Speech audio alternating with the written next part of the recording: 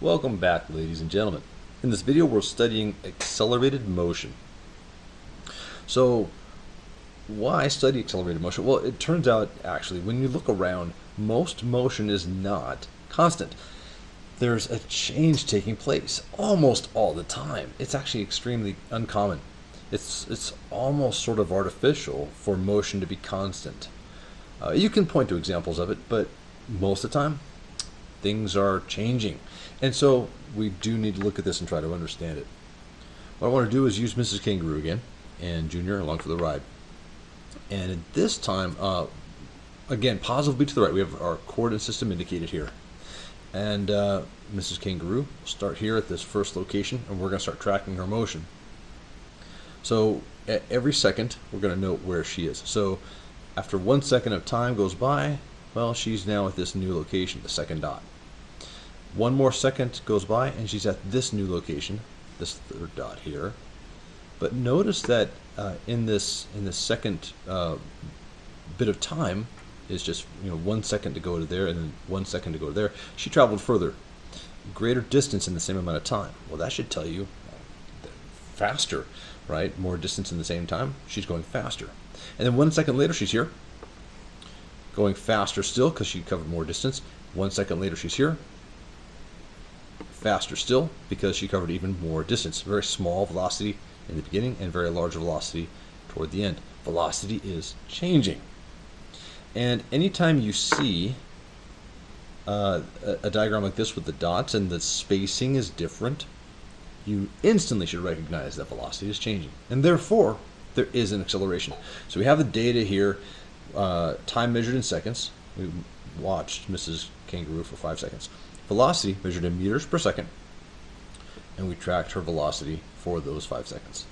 All right. So now what you want to understand is that really acceleration by definition is the rate of change of velocity.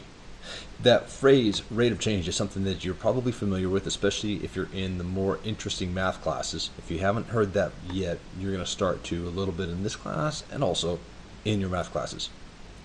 So let's look at this from a mathematical standpoint, rate of change. So rate is just, well, how quickly is something happening?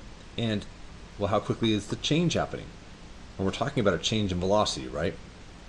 So a change in velocity, well, that's delta V. Remember that delta symbol is just change in something. Change in velocity and how quickly divided by time. That's the rate part of this right here. How quickly is the velocity changing? That's what acceleration is. It's the rate of change of velocity. So delta V divided by delta T. Remember, we can break up a delta something into a final minus initial.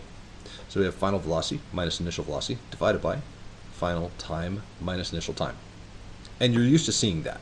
Okay, well, we have the data. So the final velocity was 2.5 meters per second. The initial velocity was 0 meters per second.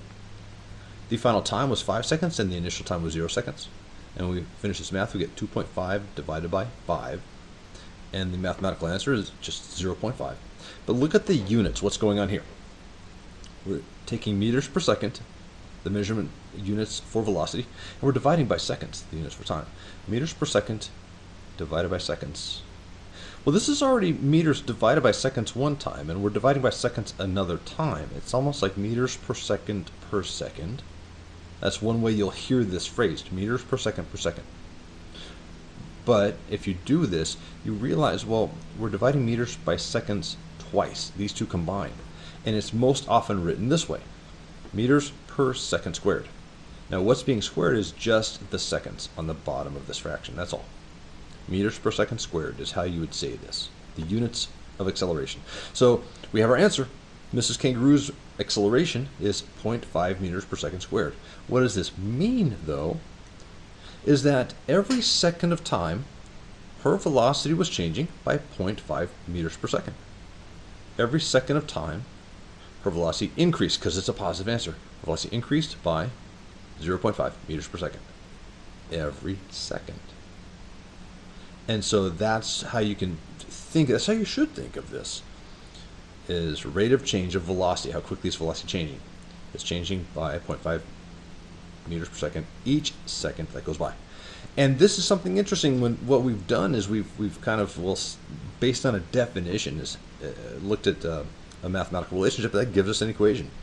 We have our second equation of motion right here. Remember, the first one dealt with velocity, and now we're dealing with one with acceleration. Quite often you'll see it written this way, and just about equally as often you'll see it written this way. It's the same equation. What we've done here is we have rearranged it just a little bit. We expanded the velocity, the change of velocity into final minus initial, and we solved this for final velocity. Final velocity equals acceleration times time plus the initial velocity. Same equation, but you'll see it written both ways. That's it for now. Thanks for watching. I'll catch you next time.